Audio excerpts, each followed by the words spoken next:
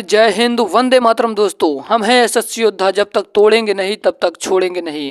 कहते हैं कि लहरों से डरकर नौका पार नहीं होती, कोशिश करने वालों की कभी हार नहीं होती। अगर दोस्तों अभी तक आप लोगों ने कुछ नहीं पढ़ा है तो कोई बात नहीं, केवल प्रैक्टिस सेट करिए, प्रैक्टिस सेट। तो आज की वीडियो बहुत ज़्यादा महत्वपूर्ण होने वाली है।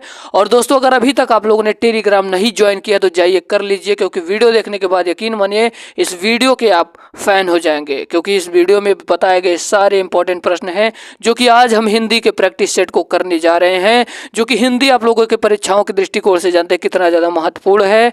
तो आज हम हिंदी के प्रैक्टिस सेट करेंगे। कुछ टाइम के बाद यानी कि 1 घंटे बाद आपका जीएस की क्लास होगी, तो उस क्लास को भी अटेम्प्ट करिएगा। बिल्कुल बेसिक लेवल से दोस्तों चल रहे हैं। ये प्रैक्टिस सेट है उत्तर प्रदेश पुलिस का। तो चलिए दोस्तों वीडियो को शुरू करते हैं बिना किसी देरी करते हुए। तो चलिए दोस्तों, पहला प्रश्न है कि एक की वर्तनी शुद्ध है।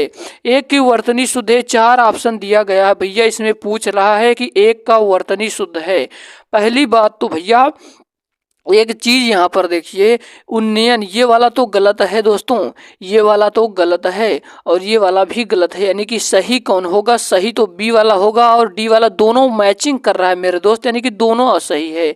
यही ये भी है, ये भी, यानी कि दोनों सही है दोस्तों। यहाँ पर टाइप राइटर के द्वारा थोड़ा सा गलत हो गया है, यहाँ पर ना नहीं होना चाहिए यहाँ पर। चलिए कोई बात नहीं, आप इतना समझदार हैं दोस्तों। ये है उन्नयन। अगर आपसे प्रश्न में पूछ ले कि भैया उन्नयन का संधि विच्छेद बताओ, तो उन्नयन का संधि विच्छेद अगर आपको करने को बोले तो इसका संधि विच्छेद होगा उत प्लस नयन। उत प्लस नयन होगा किसका भैया? उन्नयन का संधि विच्छेद। और अगर आपसे पूछ ले कि उन्नयन का कौन सी संधि है, तो आप लोग बता दीजिएगा कि ये व्यंजन संधि हो दोस्तों, व्यंजन संधि है। ये जो त है इसमें जुड़ जाएगा, न में उन्नयन हो जाएगा। ठीक है, उम्मीद करता हूँ ये पहला प्रश्न समझ में आ गया होगा। जिस विद्यार्थी को समझ में ना आए वो कमेंट सेक्शन में कमेंट कर सकता है। निःशुल्क में इतना कंटेंट दे दूंगा, यकीन मानिए इतना कंटेंट दे दूंगा कि वहां पर जाएंगे तो पेपर आप चुटकियों में हल करना सीख लेंगे। तो चलिए दोस्तों, हमारा दूसरा प्रश्न कह रहा है कि एक की वर्तनी शुद्ध है। फिर से वही प्रश्न आपसे रिपीट कर रहा है कि एक की वर्तनी शुद्ध है।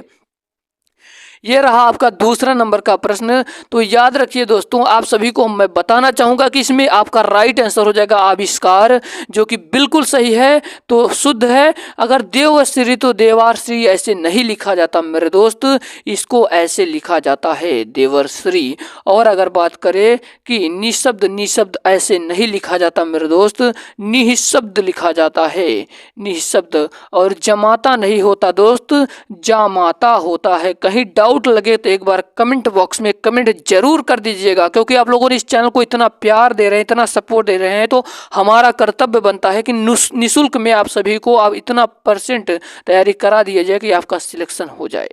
तो चलिए दोस्तों, हम अपना 100% दे रहे हैं दोस्तों। ये प्रैक्टिस सेट है, पार्ट 1 प्रैक्टिस सेट है, अभी से जुड़ जाइए दोस्तों। तो चलिए, आपका 3 नंबर का प्रश्न कह रहा है कि एक वाक्य शुद्ध है। एक वाक्य भैया शुद्ध है। इसमें से देखिए, बहुत ही ज्यादा बेहतरीन प्रश्न है, इसमें बच्चे फंस जाते हैं। पहला है, पर्वतीय प्रदेश में प्रातः काल का दृश्य बहुत ही चित्ताकर्षण होता है। तो आप सभी को बता दूं दोस्तों, ये जो इसका right answer option number A वाला होगा। पर कैसे होगा कैसे नहीं, हम आपको बताते हैं। बी नंबर वाले में देखिए दोस्तों क्या कमी है। प्रत्येक धर्म के लिए अच्छा सद्भाव रखना हमारा कर्तव्य होता है। तो दोस्तों याद रखिएगा, इसमें क्या कमी है। यहाँ पर अच्छा के साथ सद्भाव नहीं होता है। ठीक है। और 3 नंबर में कह रहा कि मेरे वेतन का अधिकांशता भाग बच्चों की पढ़ाई में खर्च होता है। तो दोस्तों, जहाँ अधिकांशता आ जाए वहाँ पर भाग की क्या जरूरत है। यहाँ पर इन दोनों की बात की गई, यानी कि गलत हो गया इस प्रकार। और तीसरे में क्या कमी है मेरे दोस्त, यहाँ पर ध्यान रखिएगा, इस बात का स्पष्टीकरण करना आवश्यक है। तो 3 नंबर में दोस्तों, यहाँ पर स्पष्टीकरण जब कर ही दिया गया तो यहाँ पर करना रखने की कौन सी जरूरत है। यानी कि ये तीनों ऑप्शन आपके गलत हो जाएंगे। और सही कौन होगा मेरे दोस्त? सही होगा ऑप्शन नंबर ई वाला। हम लोग चलते हैं अपने चौथे नंबर के प्रश्न की ओर। अगर कहीं भी डाउट लगे, अगर कहीं भी दिक्कत आए तो बोल देना। जिस चैप्टर में आपको दिक्कत होगा पूरे चैप्टर को पढ़ा दूंगा निःशुल्क यूट्यूब पर दोस्तों। बस आपको करना है कि आपको दोस्तों के साथ शेयर जरूर कर दीजिएगा। यही आपका गुरु दक्षिणा है। और यही दोस्तों आप लोगों की ईमानदारी से किया गया आपका फल मिलेगा। दोस्तों आपका अगला प्रश्न है कि एक ही वर्तनी शुद्ध है, एक ही वर्तनी शुद्ध है। चौथा नंबर का प्रश्न है कि एक ही वर्तनी शुद्ध है, राजमहल, कोमल लांगिनी, निरोग और अछोहिड़ी। तो दोस्तों याद रखिए इसका राइट आंसर कौन सा होगा मेरे दोस्तों, इसका राइट आंसर हो जाएगा ऑप्शन नंबर डी वाला। ये तो बिल्कुल सही लिखा गया है। निरोग ऐसे नहीं लिखा जाता मेरे दोस्तों, निरोग होता है, निरोग नहीं निरोग होता है। और कौन सा भैया, कोमलांगिनी ऐसे नहीं होता मेरे दोस्त। ये कैसे होता है, ऐसे होता है कोमलांगी होता है, ठीक है। और राज्य जो महल है दोस्तों, तो राजमहल दोस्तों, राजमहल ये जुड़ा होता है, यानी कि राजमहल पूरा जुड़ा होता है। उम्मीद करता हूँ ये चीज़ें समझ में आ रही होंगी। ऐसे ही आपसे पूछेगा, बहुत टफ पेपर नहीं आएगा, टेंशन लेने की कोई बात नहीं। प्रैक्टिस करते चलिए, सिलेक्शन होगा आपका अब की बार। अगर अब की बार दोस्तों ये मौका बार बार नहीं आएगा, बार बार कह रहा हूँ दोस्तों, ये मौका बार बार नहीं मिलेगा। इस मौके का फ़ायदा उठाइए और अपने माँ बाप के सपने को साकार करके लोगों को दिखा दीजिए कि देख लो हमारे अंदर कितनी हिम्मत थी, जो तुम लोगों ने बोला था मैं वो चीज़ नहीं हूँ। आपका पांचवा नंबर का प्रश्न कह रहा है दोस्तों कि एक वाक्य शुद्ध है, यह तो अच्छा हुआ कि चोरों का पदार्पण होते ही मैं जाग गया। पहला ऑप्शन ये है। दूसरा कह रहा है कि अच्छे लेखन के लिए शब्द संयम आवश्यक है। और तीसरा कह रहा है कि कक्ष में असंख्य जन समूह उपस्थित था। और चौथा कह रहा है रामचरितमानस तुलसी की सबसे सुंदरतम कृति है। तो दोस्तों याद रखिएगा, अरे भाई जब तुलनात्मक विशेषण आ जाए तो आप लोग पहले सुनिएगा, यहाँ पर देखिए रामचरितमानस तुलसी को सबसे सुंदरतम कृति है, सबसे सुंदरतम कृति है। अरे भाई जब तुलनात्मक विशेषण आ जाता है तो सबसे और सुंदर के सबसे आगे सुंदर लगाने की क्या जरूरत है दोस्तों। क्या भैया आप समझ पा रहे हैं ना। तो सुंदरतम या तो सबसे ना मत लगाइए, सुंदरतम कृति है सबसे कृति, यानी कि तुलनात्मक बात नहीं की जाती, ठीक है। उम्मीद करता हूँ ये चीज़ें आप सभी के समझ में आ रही होंगी। बिल्कुल अगर आपको वीडियो पसंद आई हो तो वीडियो को लाइक जरूर करिएगा, क्योंकि ये कंटेंट बहुत ही ज़्यादा मेहनत लगा इस वीडियो को बनाने में। तो इसका राइट आंसर कौन सा होगा भैया, इसका right answer option number B के साथ जाएगा कि अच्छे लेखन के लिए शब्द संयम आवश्यक है। क्या भैया, अच्छे लेखन के लिए शब्द संयम आवश्यक है, यही आपका राइट आंसर हो जाएगा। यहाँ पर दोस्तों जन समूह, यहाँ पर जन समूह की कोई ज़रूरत नहीं है। ये आपको केवल प्रश्न आपको फंसाएगा, यानी कि आपके माइंड सेट को देखेगा। और यहाँ पर होते ही की ज़रूरत नहीं है। यह तो अच्छा हुआ कि चारों का पदार्पण मैं जाग गया। तो यहाँ पर दोस्तों उम्मीद करता हूँ ये चीज़ें आप सभी के बहुत ही ज़्यादा समझ में आ रहे होंगे। अगला प्रश्न आपकी स्क्रीन के सामने है दोस्तों, कह रहा है कि निम्नलिखित शब्दों में से एक शब्द शंकर का पर्यायवाची नहीं है। सुनिएगा, निम्नलिखित शब्दों में से एक शब्द शंकर का पर्यायवाची नहीं है। तो दोस्तों याद रखिएगा इसका राइट आंसर हो जाएगा शशधर। शशधर दोस्तों, शशधर किसका पर्यायवाची है भैया, शशधर चंद्रमा का पर्यायवाची है, शशधर कपूर का पर्यायवाची है, याद रखिएगा। इसको छोड़कर बाकी लालाटाक्ष, गंगाधर, त्रिलोचन, ये सारे दोस्तों ये किसके, भगवान शंकर के पर्यायवाची हैं। ठीक है, हम लोग चलते हैं अपने अगले प्रश्न की ओर। आपका 7 नंबर का प्रश्न है, कहीं आपको दिक्कत हो तो आप कमेंट बॉक्स में जरूर बताइए। निम्नलिखित में से एक शब्द आम का पर्यायवाची नहीं है। निम्नलिखित में एक शब्द आम का पर्यायवाची नहीं है दोस्तों, तो याद रखिएगा इसका राइट आंसर हो जाएगा अम्बू। ये जो अम्बू है मेरे दोस्त, ये आम का पर्यायवाची नहीं। अम्बू किसका है भैया, तो अम्बू जल का पर्यायवाची है। बाकी अतिसौरभ, सहकार, रसाल, ये सारे आम के पर्यायवाची हैं। उम्मीद करता हूँ ये चीजें समझ में रहेगी। तो पूछ रहा है कि आम का पर्यायवाची कौन नहीं है, तो अम्बू नहीं है। इसका right answer option number C के साथ जाएगा। आपका 8 नंबर का प्रश्न आपकी स्क्रीन के सामने है। आपका 8 नंबर का प्रश्न कह रहा है कि तद्भव चबूतरा का तत्सम रूप है। तद्भव चबूतरा का तत्सम रूप है। तो दोस्तों याद रखिएगा इसका राइट आंसर कौन सा हो जाएगा, इसका right answer option number D वाला चतवाल हो जाएगा। तद्भव चबूतरा का तत्सम रूप है, तो चतबाल हो जाएगा। इसका right answer option number D के साथ जाता है। हम लोग चलते हैं अपने अगले प्रश्न की ओर। आपका 9 नंबर का प्रश्न कह रहा है आपकी स्क्रीन के सामने कि एक विशेषण शब्द नहीं है। पहली बात तो विशेषण जान लीजिए क्या होता है। जो शब्द संज्ञा सर्वनाम की विशेषता बताए, जो शब्द क्या करे, संज्ञा और सर्वनाम की विशेषता बताए, उन्हें विशेषण कहते हैं। लेकिन विशेषण का प्रयोग जिस संज्ञा अथवा सर्वनाम क्या गुण अथवा धर्म के लिए होता है दोस्तों, उसे विशेष कहते हैं। ठीक है, समझ में आ रही बातें कि विशेषण का प्रयोग जिस संज्ञा अथवा सर्वनाम का गुण अथवा धर्म प्रकट होता है उसे ही क्या कहते हैं, विशेष कहते हैं। ठीक है, चीजें समझ में आ रही है। तो प्रश्न है कि एक विशेषण शब्द नहीं है। तो दोस्तों यहाँ पर देख सकते हैं लाछन ये विशेषण शब्द नहीं है, बाकी शब्द विशेषण हैं। लजीला, लाडला, लापता ये सभी विशेषण है, परंतु लाछन ये विशेषण नहीं है। उम्मीद करता हूँ ये चीजें समझ में आ रही होंगी। आपका अगला प्रश्न है आपकी स्क्रीन के सामने, जल्दी से इसका आंसर आप लोग बताइए कमेंट बॉक्स में। देखते हैं कौन से विद्यार्थी इसका सही जवाब दे पाते हैं। आपका दोस्तों अगला प्रश्न है, कह रहा है कि युद्ध देखकर अशोक का कठोर हृदय मोम जैसा पिघल गया वाक्य में विशेष है। अभी मैंने आपको बताया कि जो संज्ञा तथा सर्वनाम की विशेषता बताए उसे विशेषण कहते हैं, लेकिन विशेषण का प्रयोग जिस संज्ञा अथवा सर्वनाम के गुण अथवा धर्म का प्रकट करे उसे विशेष कहते हैं। यानी कि जो विशेषण के दोस्तों विशेषता बताए, समझ रहे हैं आप लोग, उसको क्या कहते हैं, धर्म अथवा गुण को प्रकट करे उसे विशेष कहते हैं। तो आपको इसमें पूछ रहा है कि युद्ध देखकर अशोक का कठोर हृदय मोम जैसा पिघल गया वाक्य में विशेष बताइए। तो दोस्तों याद रखिएगा इसमें कठोर जो है, ये कठोर क्या है, ये कठोर तो विशेषण है भैया। ये कठोर क्या है, कठोर तो विशेषण है, और उसके बाद इसमें विशेष तो हृदय है। हृदय है, हृदय यानी कि विशेषण की विशेषता बता रहा है ना भैया। तो हृदय कैसा है, कठोर है दोस्तों। तो याद रखिएगा यहाँ पर हृदय विशेष होगा, यानी कि इसका राइट आंसर कौन सा हो जाएगा। जल्दी से आप लोग कमेंट बॉक्स में आंसर बताइए दोस्तों। इसका राइट आंसर आप सभी को बता ही देता हूँ। इसका जो राइट आंसर है ऑप्शन नंबर सी वाला के साथ चला जाएगा। हम लोग चलते हैं दोस्तों अपने अगले प्रश्न की ओर।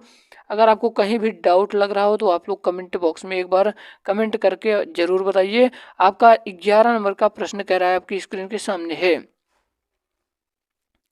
आपका 11 नंबर का प्रश्न दोस्तों आपकी स्क्रीन के सामने है। आपका 11 नंबर का प्रश्न आपकी स्क्रीन के सामने कह रहा है कि निम्नलिखित वाक्यों में से शुद्ध वाक्य है, निम्नलिखित वाक्यों में से शुद्ध वाक्य हैं, वे सब प्रकार के दोषों से विहीन हैं, वे सब दोषों से हीन हैं, वे सब प्रकार के दोषों से मुक्त हैं, वे सभी ही दोषों से मुक्त हैं। तो दोस्तों याद रखिएगा इसका राइट आंसर हो जाएगा ऑप्शन नंबर सी वाला कि वे सब प्रकार के दोषों से मुक्त हैं। तो यही आपका शुद्ध वाक्य होगा। एक हम वीडियो स्पेशल लाएंगे शुद्ध वाक्य पर, जिसमें 150 प्रश्न रहेंगे, आपको सारे समझाते चलें, लेकिन प्रैक्टिस सेट बहुत ही ज़्यादा ज़रूरत मैंने समझा, इसीलिए मैं प्रैक्टिस सेट को लाया हूं। अगला प्रश्न है दोस्तों, कह रहा है कि रमेश की पुस्तक पुरानी है, इस वाक्य में पुस्तक शब्द है। रमेश की जो पुस्तक है मेरे दोस्त ये पुरानी है। पुस्तक कैसी है भैया, पुस्तक कैसी, पुस्तक पुरानी हो गई है आपकी। तो याद रखिएगा इसमें विशेष पुस्तक शब्द, पुस्तक क्या हो जाएगा, पुस्तक कैसी है, पुरानी है, तो पुस्तक विशेष हो जाएगा। और पुरानी है यानी कि विशेषण कौन है भैया, पुरानी क्या हो जाएगा, पुरानी विशेषण। अगर आपसे पूछ लेता कि भैया इसमें बताइए पुरानी क्या होगा, तो पुरानी विशेषण हो जाता, परंतु पुस्तक पूछा है तो पुस्तक आपका विशेष होगा। चलिए हम लोग चलते हैं अपने अगले प्रश्न की ओर। अगर कहीं आपको डाउट लग रहा हो तो कमेंट सेक्शन में एक बार जरूर बताइएगा। अगला प्रश्न है कि इनमें से शुद्ध वाक्य कौन सा है। चंद्रगुप्त के विभिन्न नाम हैं, चंद्रगुप्त के विभिन्न नाम हैं, चंद्रगुप्त के कई नाम हैं, चंद्रगुप्त के विविध नाम हैं, चंद्रगुप्त के कई नाम हैं। तो दोस्तों याद रखिएगा ये जो 13 नंबर का प्रश्न है इसमें क्या है भैया, इसमें कई नाम का बोध कराया जा रहा है जो कि अनुस्वार है। इसका मतलब राइट आंसर हो जाएगा ऑप्शन नंबर डी वाला कि चंद्रगुप्त के कई नाम हैं। हम लोग चलते हैं अपने अगले प्रश्न की ओर। आपका 14 नंबर का प्रश्न क्या कह रहा है, बड़े ध्यान से सुनिएगा क्योंकि सारे प्रश्न बहुत ही ज़्यादा महत्वपूर्ण है। आपको पता होना चाहिए कि अगर आप प्रैक्टिस सेट को हल करेंगे तो आपको बहुत ही ज़्यादा फायदा मिलेगा। इनमें से कौन सा वाक्य शुद्ध है, इनमें से कौन सा वाक्य शुद्ध है?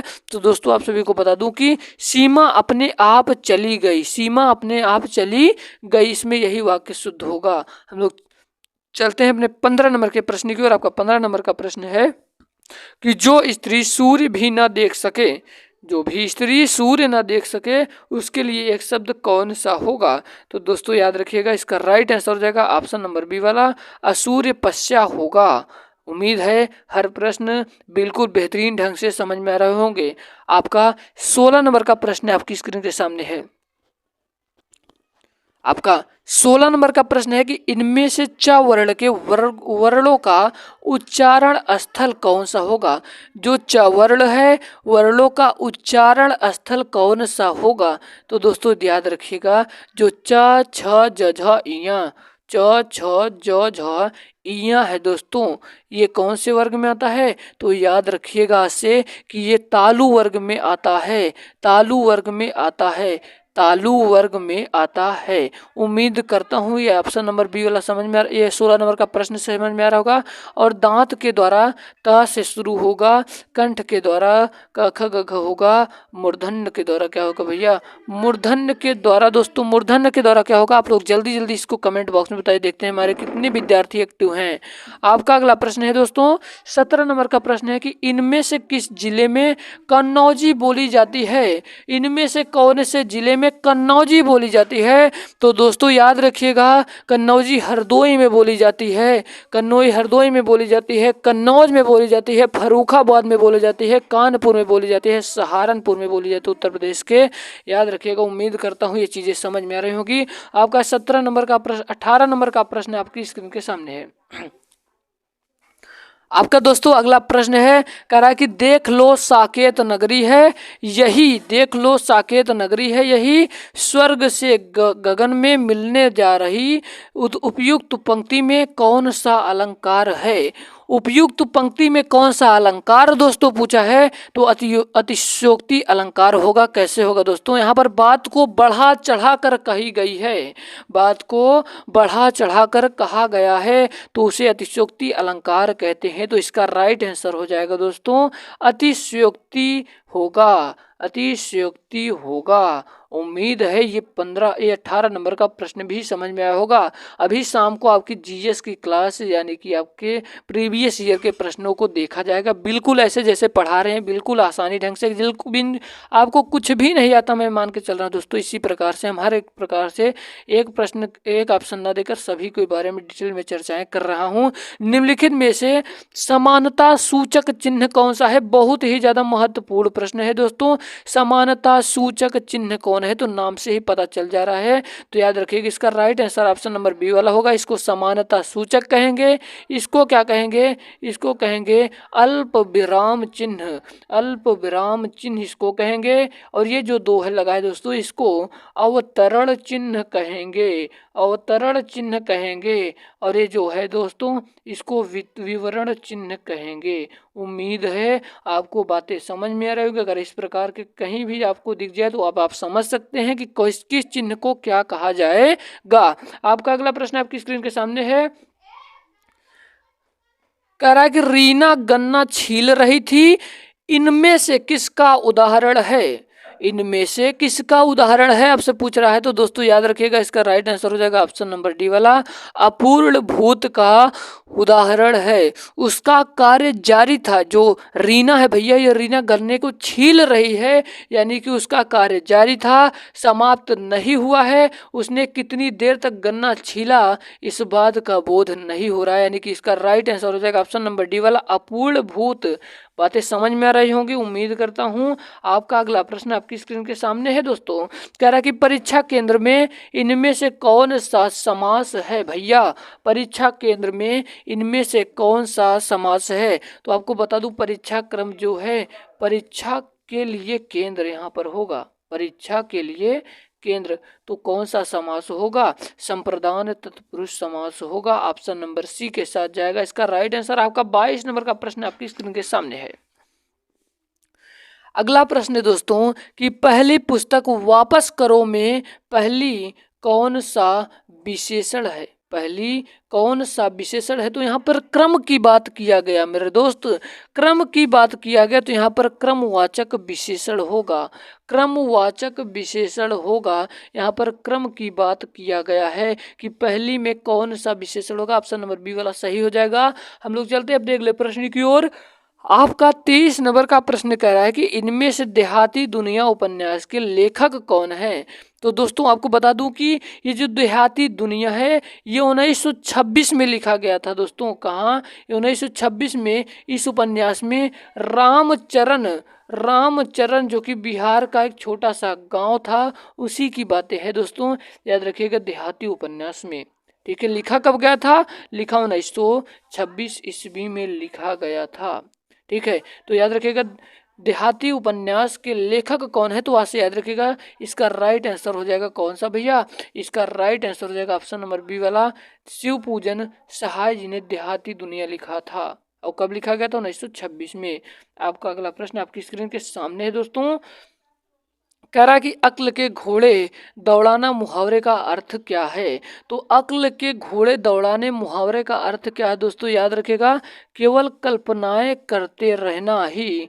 क्या अक्ल के घोड़े दौड़ाने का मतलब केवल कल्पनाएं, यानी कि केवल आप सोच रहे हैं, कुछ कर नहीं, आप पढ़ नहीं रहे हैं, आप केवल सोच रहे हैं कि काश हम भी वर्दी पहन लें। तो आपको सोचने की जरूरत नहीं, आपको मेहनत करना होगा। यहाँ पर बड़े ध्यान से सुनिएगा, मेहनत करना होगा, बिना मेहनत के यहाँ कुछ भी नहीं मिलेगा दोस्तों। अक्ल के घोड़े दौड़ाना यानी कि केवल कल्पनाएं करते रहना। आपका 25 नंबर का प्रश्न आपकी स्क्रीन के सामने है। कह रहा है कि ओष्ठ महाप्राण घोष व्यंजन वर्ण का उदाहरण कौन सा है? तो दोस्तों आप सभी को बता दूं कि ओष्ठ महाप्राण घोष व्यंजन वर्ण का उदाहरण कौन सा है। बहुत ही ज्यादा महत्वपूर्ण प्रश्न है। तो पहले हम लोग लिख लेते हैं एक चीज भैया, प फ ब भ म, प फ ब भ म। तो यहाँ पर देखिए दोस्तों क्या कह रहा है कि ओष्ठ महाप्राण घोष व्यंजन की बात कर रहा है, यानी कि दूसरा चौथा, उसके बाद भैया दूसरा चौथा, उसके बाद तीसरा चौथा पांचवा, ये जो ओष्ठ महाप्राण घोष, उसके बाद घोष व्यंजन, 3 4 5, यहाँ पर 4 4 मिल रहा है। तो चौथा कौन सा भैया? चौथा इसमें कौन सा होगा भैया? चौथा यहाँ पर भा है, यानी कि जो इसका राइट आंसर हो जाएगा ऑप्शन नंबर कौन सा हो जाएगा? ऑप्शन नंबर बी वाला। उम्मीद करता हूँ ये एक एक पॉइंट, एक एक बातें आप सभी के समझ में आ रही होगी। अगर आपको कहीं डाउट लग रहा हो, सॉरी दोस्तों, यहाँ पर फ होगा इसका राइट आंसर, फ होगा। ठीक है, ऑप्शन नंबर सी के साथ जाएगा। हम लोग चलते हैं अपने 26 नंबर के प्रश्न की ओर। कह रहा है कि लहदा का विकास किससे हुआ है? तो लहदा का विकास किससे हुआ है? बहुत ही ज़्यादा महत्वपूर्ण प्रश्न है दोस्तों। तो पैसाची से हुआ है, पैसाची से हुआ है। अगर दोस्तों राजस्थानी भाषा का विकास पूछे तो राजस्थानी भाषा का विकास कह देना सौरसेनी, सौरसेनी से हुआ है, सौरसेनी से हुआ है दोस्तों। अगर पूछ ले गढ़वाली तो गढ़वाली खस अपभ्रंश से हुआ है, खस अपभ्रंश से हुआ है। ठीक है, उम्मीद करता हूँ ये चीजें आप सभी के समझ में आ रहे होंगे। आपका अगला प्रश्न आपकी स्क्रीन के सामने है। कह रहा है कि हिंदी में अल्प प्राण वर्णों की संख्या कितनी है? अल्प प्राण वर्णों की संख्या कितनी है मेरे दोस्तों? तो याद रखिएगा, अल्प प्राण वर्णों की संख्या, पहली चीज आप लोग जान लीजिए कि 1 3 5 तथा सभी स्वर प्लस य र ल व ड़, यहाँ पर यार लवा है, ड है, समझ सकते हैं दोस्तों। यहाँ पर दोस्तों ये कितना हो जाएगा? ये हो जाएगा स्वर 11, 11 यार लवा 4 प्लस 1 15 प्लस 1 15, उसके बाद इधर 15 हो जाएगा, यानी कि 15 दूना 30, एक 31। अल्प प्राण कितने हैं? 31 हैं। और महाप्राण पूछ ले कि महाप्राण कितने भैया, तो महाप्राण 15 हैं। उम्मीद करता हूँ ये प्रश्न समझ में आया होगा। तो इसका राइट आंसर कौन सा हो जाएगा? ऑप्शन नंबर सी वाला। अल्प प्राण 31 होते हैं। अगर महाप्राण की बात करें तो महाप्राण 15 होते हैं। आपका अगला प्रश्न आपकी स्क्रीन के सामने है। कह रहा है कि कमला में कौन सा गण रूप है? तो कमला में कौन सा गण रूप है? दोस्तों इंपॉर्टेंट प्रश्न है, कमला में कौन सा गण रूप है? तो दोस्तों याद रखिएगा, ये जो कमला में कौन सा गण रूप है, तो आपको एक चीज याद बताता हूं दोस्तों, याद रखिएगा कि या माता राजभान संभाल, या माता राजभान सलगा, यहाँ पर सलगा होगा दोस्तों, या माता राजभान सलगा, यहाँ पर एक हो जाएगा। यह है ना, यह है, यहाँ पर या नहीं होगा, या माता, उसके बाद क्या होगा? रा ज भान संभाल, एक एक दो, यहाँ पर सा का एक, ला का एक, और इसका 2 हो जाएगा डबल। तो दोस्तों यहाँ पर देख सकते हैं क्या क्या होगा इसका, यानी कि इसका सलगा का मतलब सगड़ हो जाएगा। ऑप्शन नंबर डी वाला सही हो जाएगा। 29 नंबर का प्रश्न है कि प्रेम सागर शब्द में कौन सा समास है? तो प्रेम का